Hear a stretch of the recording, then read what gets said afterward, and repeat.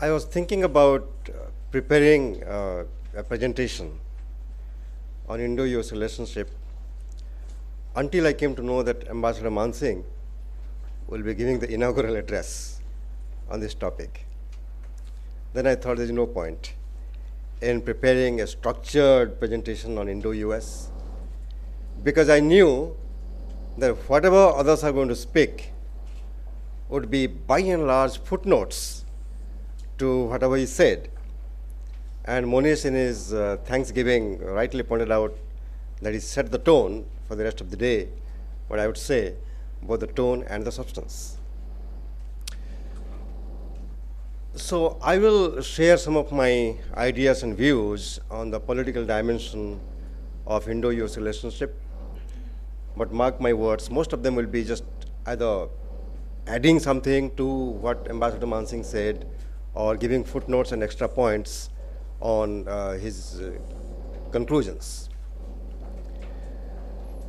Is there anything in life which is not guided by politics?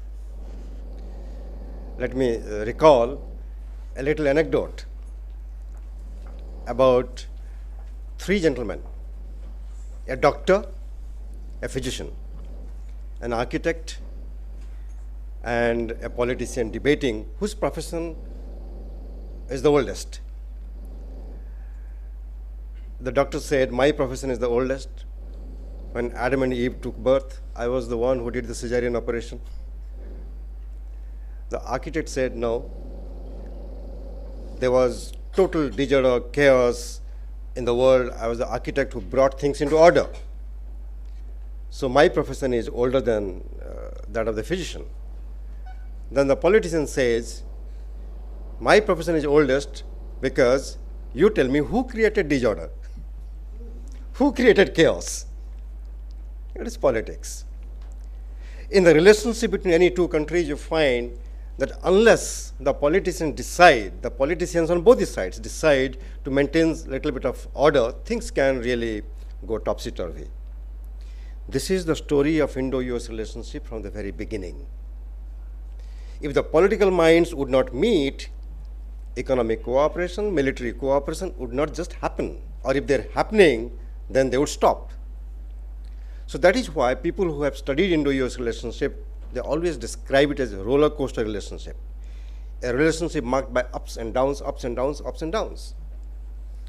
And the most recent down was, of course, in the wake of Debjani Khobragade issue, where for quite a few months, it was a tutu-meme relationship.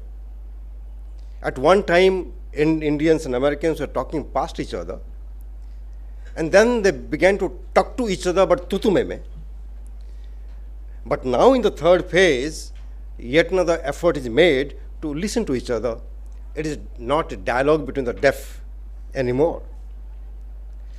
Now, in that connection, when we are debating Indo-US relationship today, let me tell you how a new phenomenon in Indian politics is one of the reasons why the political minds in New Delhi and Washington are thinking at the same wavelength. Prime Minister Narendra Modi has been a polarizing figure in India. Even though he has got a massive mandate, there are massive number of critics in India about him. But let's see how the Americans are looking at this new leadership. The Foreign Policy magazine that most of you would have studied, it is a very prestigious magazine, Foreign Policy magazine. It has listed 100 top thinkers in the world, political thinkers in the world today, and Narendra Modi's name figure there. Who doesn't know the Harvard University? The Harvard University took an opinion poll about the political leaders who are performing very well. Narendra Modi scored a very close second to Xi Jinping of China. And you know how the Americans look at China today. And getting the second position, that a close position, is not a joke. And it is by Harvard University opinion poll. The Time magazine in the United States, which is one of the most popular magazines in the US and around the world, The readers of Time magazine selected Narendra Modi as the man of the year. Not the editor, but the readers. When Obama received Narendra Modi, the person who was denied a visa for 9 years, he said, "Kemcho?" And Modi replied in English, "Thank you." In our classrooms, while analyzing American foreign policy, and we teach the sources of American foreign policy, one of the important sources that we discuss is the role of the individual. Although the historians and the political scientists have been debating for a long, long time whether the events are more important or the individual is more important, we emphasize events are, of course, important, but individuals are important too. And that is why the body chemistry, the physical chemistry, the mental chemistry between leadership, if there is compatibility, then the relationship moves faster and better. This is what number one point that I want to emphasize, the reason why Obama is coming to have the second summit in 4 months with Narendra Modi is because of this compatibility of the leadership, which is very important when you see the political dimension of the relationship. Now, ever since Modi came to power, we have a series of new things, new initiatives, new announcements, and really remarkable. In the political field, number one, soon after he won the election, he got a call from White House. "Thank you, congratulations, come to USA." And he said promptly, "Yes, I will come." Many people thought that he is not going to say yes. He would take his own time. In fact, I wrote on my Facebook that Modi should not be in a hurry to rush to Washington, D.C. In 2 hours, I got 100 likes. Yes, he should not go. But a pragmatic man like Modi said, personal things are separate, sentimental issues are separate. Now that he is the leader of such a big country, he has to look after India's interest. Promptly he said, "Yes, of course, I will come." And he went. And before he went there, again, one history took place in India. 3 American ministers, secretaries of important portfolio, Defense, State Department, Foreign Policy, and Commerce Department, landed up in Delhi in the same week. Why? Because they wanted to study Narendra Modi and his new government before he would go to Washington to have a meeting with Obama. And that time, Modi gave signals of different kind. When John Kerry came here, Secretary of State, and Penny, the Commerce Secretary, they thought they would be very influential. They will egg upon the Narendra Modi government to say yes to the WTO FTA agreement. India should not be opposing that, only sole country. And they failed. Modi stuck to the position, no, we're not going to sign. And the kind of analysis we saw in the newspaper was very clear that Modi is going to be a tough nut. Then comes the Defense Secretary. At the political level, he makes a wonderful observation. The Defense Secretary's visit was more successful in day-to-day analysis of relationship than the other two. First, he said, we want to move forward from just transfer of technology and arms trade and a transaction relationship to something new, something deeper. And we are prepared to co-develop and co-produce weapon systems with India. Everyone liked it in India. Nobody opposed it. Second thing is more important, because at that time, Indians were debating whether America is truly a declining power and China is a rising power. China is so important. A superpower rising fast along India's border. That time, Chuck Hagel comes and he says, India does not have to choose sides between the US and China, which is a wonderful statement. An American Defense Secretary saying that. That's really wonderful. Then Prime Minister Modi goes to Washington. Series of history. For the first time, an Indian Prime Minister wrote an article in Wall Street Journal to reach out to the corporate America. And when a PM like Modi writes that, then it had a meaning for the corporate America, signaling. For the first time in Indo-US relationship, a vision statement was issued before the real summit, spelling out what the two governments were now thinking about the future of the relationship. Again, it's remarkable. It doesn't happen. The first vision statement between Clinton and Vajpayee was issued in Delhi, but that is after the meeting. Number three, when Obama spoke at the Madison Square to the Indians, that itself was history, both in terms of the number of people who turned out and the kind of things he said. He said, because he was denied a visa, he said the PIO and the NRIs, citizens overseas or something, citizens overseas in something like that, they are going to be combined and all of them will get lifetime visa. Subsequently, he said all Americans will get a visa on arrival. This is what a PM is saying, the PM who was denied visa for 9 years. Was it not new, something interesting? When he spoke at the Central Park, the number of audience was 60,000. Everyone around the world talks about Indian poverty, and here is a prime minister who goes to New York and addressing 60,000 crowd. He talks about elevation of poverty from earth, not just India. That is new. Then, after the meeting, he meets so many CEOs one-on-one. Let's not denigrate a gentleman like this who could draw a commitment of $20 billion investment from China, $35 billion of investment from Japan. Then many people in India thought, no, this guy can't get anything in USA because Obama is not Xi Jinping or Abe who is going to announce, I'm going to invest this much. But after talking to the CEOs, when the US-India Business Council came out with a report that the potential investment from the US to India would be more than 20 and 35, $41 billion in 3-4 years. It's something new.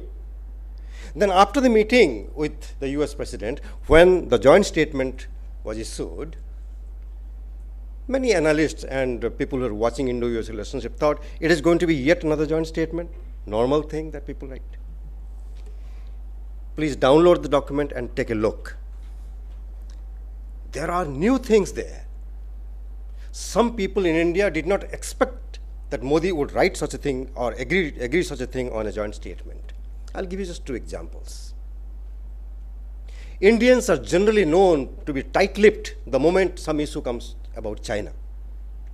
In that joint statement, India and the US urged or appealed, whatever is the language, South China Sea should be free for navigation, freedom of navigation, and there should not be disturbance, disputes should be resolved peacefully, all those things.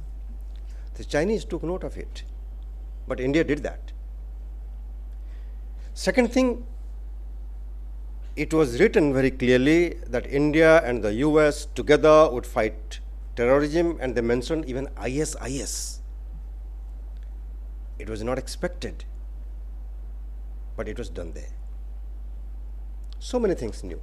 Then after he comes back, when Modi, again, political relationship, look, no prime minister before Modi could even think that the largest democracy of India would at least once invite the president of the most powerful democracy in a symbolic event like Republic Day parade chief guest. Nobody thought like this. We invited even Iranian president once, but never an American president. Many people rather asked questions, both even they telephoned me also and they wrote also, oh, this is nonsense, what is he going to do? Is really Obama going to say yes or no? If he says yes, then what is there? Just, it is a festivity, nothing else. They try to poo-poo the idea. But the fact remains that at the political symbolic level, it was a master stroke, in my view. And what happened after that? After that, Obama picked up the phone and talked to Nawaz Sharif in Pakistan. Then again in India, they started misreading this. Look, look, look, he wants to come to India but talking to Nawaz Sharif. And Nawaz Sharif is asking him to resolve the Kashmir problem. And all that. But the fact remains that when Bill Clinton came to India in March 2000 and spent 5 days, signed several agreements, then goes to Pakistan just for 5 hours, refuses to shake hands with Musharraf, addresses the Pakistani people from the hotel room, and if you make a content analysis of what he said, it was a set of do's and don'ts. Then comes George Bush, comes to India. Indians are happy about the Indo-US nuclear deal, makes it a point to go to Pakistan, and Pakistan says, give us a deal the way you gave it to India. And George Bush openly right in front of the media says, Pakistan is not ready yet for this kind of deal. Now, then comes Obama. Doesn't go to Pakistan at all. Comes and addresses people in Indian parliament and speaks everything that is pleasing to the Indian ear. Not just 1, 2, 3 agreement. We want India to become a member of all the non-proliferation regimes, including NSG, MTCR, Australia Group, etc. And of course, on the UN Security Council, permanent membership, America would endorse. But doesn't go to Pakistan. In the world of diplomacy, this kind of behavior of a leader matters. In India, we can say, oh, what is there? But go to Pakistan, talk to the Pakistanis, how they feel. It is important. And this time, again, at least until now, Pakistan is not in the itinerary of Obama. Second time he is coming to India. So if I were Obama, even I would talk to Pakistan. Because the idea is not to choose sides between India and Pakistan at this moment when American troops are still there in Afghanistan. So he did the right thing, right? But the signals are very clear where exactly the American stakes lie. It is in India. Second, this second summit in 4 months should be understood in the light of momentous changes taking place in the global order. All of you recall what you read in the newspapers and the magazines and journals and seminar circles, what you heard. America is a declining power, China is a rising power. This was part of the discourse, dominant discourse of IR, particularly the big picture. But today things are changing. Things can change yet again, but we have to debate on the basis of what is happening right now. Number one, the US economy is slowly bouncing back. In the last quarter, it grew by 5%. Both the IMF assessment and the American assessment is it is going to grow by 3% plus in 2015. And this positive growth rate in the American economy is taking place at a time when the Chinese economy is slowing down. China cannot even dream of double-digit growth again. All the forecast is saying that China will grow by 7%, 7.3%, 7.1%, like that. It is not just a question of growth rate.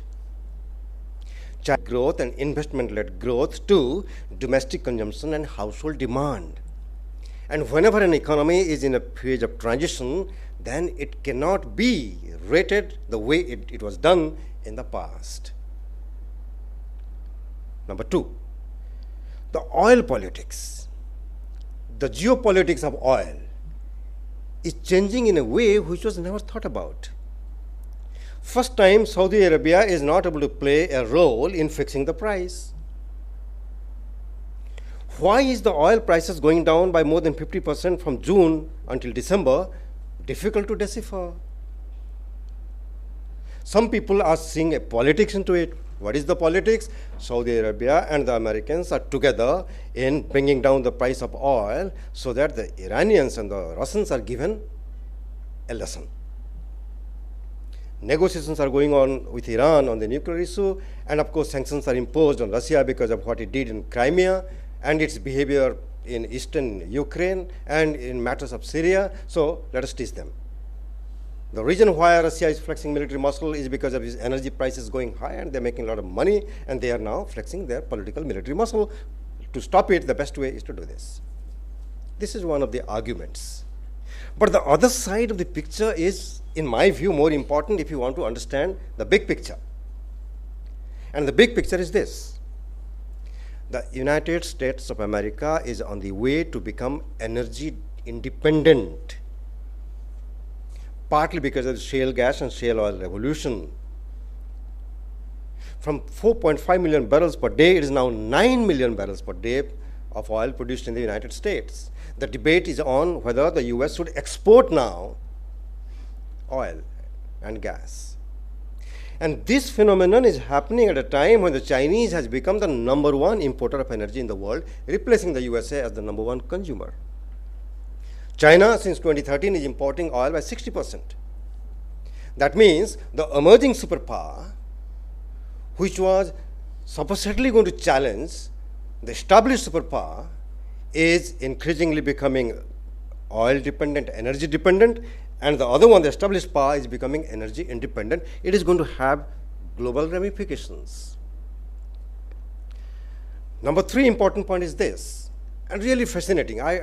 Even I'm not able to understand. Every time there was a turmoil in the Middle East, everybody would say, oh, this is going to affect the oil market. What will happen to energy security? In spite of what is happening in the Middle East, Syria, Libya, Iraq, ISIS, oil prices going down, not going up. A new kind of geopolitics is under play. By whom under play, I don't know. It is complex, but it is happening. But the other side of the picture is more dangerous, where the Indo-US dialogue, Obama-Modi discussion probably would, not probably, most certainly they're going to discuss this. And the fact is, the American intervention is not able to handle ISIS. First time, the non-state actors have been able to create a new state. The non-state actors have been able to create a new state. They are not just simple, ordinary jihadists terrorizing people. They have an administration. They have civil services. Schools are functioning. Colleges are functioning. Markets are open. And the fighting is going on. This is something different. And this one is going to have an impact on Taliban in Afghanistan, Taliban in Pakistan, and terrorism elsewhere. In coming years and days, we are not going to talk about established superpower and rising superpower and things like that. We are going to talk about the conflict, the competition between non-state actors and the state actors. More so because the Americans have shown their determination to get out of Afghanistan. What is going to happen, we just don't know. We're still thinking about the ramifications of American withdrawal. Even if some thousands of American troops will be there to train the soldiers, the fact remains that Afghanistan is, for the 3rd time, going to become the graveyard of yet another imperial power is before our eyes to see. Now, in the backdrop of all these momentous changes, Obama is coming to India, and let us not belittle this. Ambassador Mansingh beautifully said that there are 3 areas of discussion: bilateral, regional, and global. And this is a very significant time, that 2nd time India and the US are going to hold this summit meeting. I was fascinated, sir, by your FQAs, FAQ, sorry, frequently asked questions and all. And the background I gave in the political relationship really fits into what Ambassador Mansingh discussed, and his solution and his answers to all those frequently asked questions. I don't have to add anything there, but I just want to draw your attention to the complexity. 2 things are happening east and west of India. One is a kind of mini Cold War between the Russians and the Americans. It is true that right now the ruble value is down, the sanctions are biting to some extent, and the oil prices are down. But how Russia is going to behave, we don't know yet. The Russia, whether Putin is going to say, I'm really sorry, I'm now beaten now, you win, and I declare your victory and keep quiet, or he's going to be more assertive. We have to know the Russian psychology. Now, Russia being the #1 arms supplier to India today, although last year India was the largest arms bazaar and the Americans were the #1 seller of weapons to India, $10 billion of deal in last 10 years, the fact remains that if you take into account last 5 years of arms acquisition by India, 75% of arms and ammunition came from Russia. The US accounted only by 7%. And all of you know very well India's position on Crimea and eastern Ukraine. This side, this is my coinage of a term, I'm still developing it. You can help me in that. Clearly, a cold confrontation has been unfolding between China and the United States. Two close partners economically. About 50,000 plus Americans are living in Hong Kong and doing business. The two-way trade between the two is $600 billion. Massive American investment. Compared to US-China economic relationship, Indo-US economic relationship is nothing. But at the political security level, cold confrontation is going on. I'll give you just one example. Because of the new power that the Chinese think they have become very powerful, the Chinese Navy is expanding, their military R&D is going on, and anti-satellite weapons, the sea denial capability, area denial capability Chinese are developing. There was one incident recently. It's called Cowpens. Cowpen is the American aircraft carrier going there. A Chinese ship comes and confronts them front to front. Then it became a game of chicken. Who is going to move first? The US had to move first. Similar thing happened in the air between the two, because the Chinese are saying, you cannot do any kind of surveillance activities very close to our borders. And my list is long. I can tell you, cold confrontation is going on in such a way that most of the American allies, Philippines, South Korea, Japan, they are in a fix. China is their #1 trade partner, and the US is their #1 and traditional strategic alliance partner. How to choose sides? They're finding it difficult, right? Now, because of these two incidents, Sino-US cold confrontation and US-Russia new Cold War, mini Cold War in Eurasian landmass, how India is going to maintain its relationship with the USA is a big question mark. And we have to find out the real methodology, how to walk the diplomatic tightrope, yet improve our relationship with the USA. That's a big challenge. And like it or not, sir, I liked your last point. This is very bold, actually. First, on your non-alignment, very openly said that when was India truly non-aligned? But the last one you said, American reports are coming, one after the other, statements that the US wants to see India as an important, significant global player. Sir, you said, from the Indian side, India wants America because America can help India. Indians are so arrogant sometimes that we don't need anybody's help. America can help India grow as a major global player. That is why when John Kerry says that if we could improve our trade relationship by 5 times, why not yet another 5, from 2000 to 2013, our trade relationship grew by 5 times, so roughly 5 times. Now he's saying, let's make it 5 times more in a shorter time. Second important signals coming from Washington is we want to see India as a $10 trillion economy in a few years. In other words, America at the moment for its own strategic reasons prepared to push India as a major global player. Finally, my concluding point is this. Those Indians who always think that we don't need any certificate from America if America praises India, and other Indians who keep on complaining against America, including the Indian left. This is the bottom line. China, whatever it is today, please mark my words, is because of its grand diplomacy vis-a-vis the United States of America. If the Sino-US détente would not have taken place in the late 60s and early 70s, if the Chinese leadership would not have decided to move very closely with the USA on economic matters, you think China would be a fast-rising superpower? No way. So I think we have to think about it very seriously. Now, Professor Kamath is walking out, but this morning, 1 minute, sir. This morning he almost dropped a bombshell on my head by talking about a news item today which I did not take a look. He said, John Kerry, it seems in Pakistan, has announced that the US is going to invest some money in the hydroelectric power generation in POK.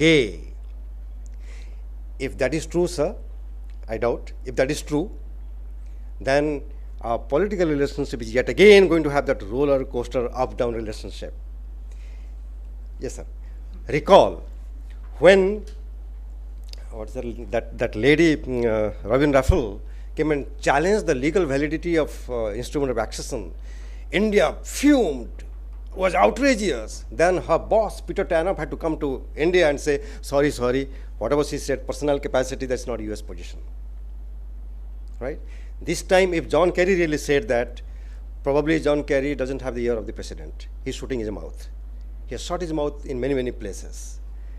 Because if that is true, how can Obama administration have such a policy when the second summit is going to take place on 26th of January? We have to wait and watch what news are going to come in the future. Thank you for your attention.